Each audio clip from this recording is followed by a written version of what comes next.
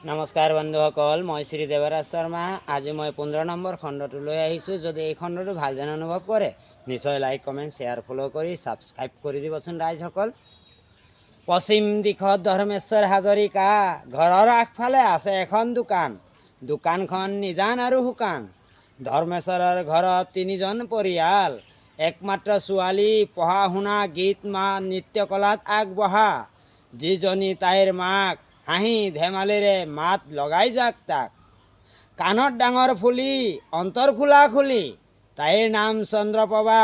তাইৰ কথা কি ক'বা, যেতিয়াই বহে কোম্পানীৰ সভা, মধুৰ ভাষণ মাৰি তাই আগবঢ়া। তাইৰ ওচৰত পায় ঔষধ, বেমাৰ আজাৰ ভাল হৈ য'ত। তাইৰ ঔষধ খালে ভাল হয় ৰোগ, পাৰিলে কৰিব পাৰে তাইৰ লগত যোগাযোগ। মাজতে মাজুকাই হলিৰাম, মানুহগৰাকী দ নাই বাম। হলিৰামে কৰে কাম, খাই থাকে পকা পকা আম। মানুহজনীয়ে দিয়ে মাত, হলিৰামে বনাই ভাত।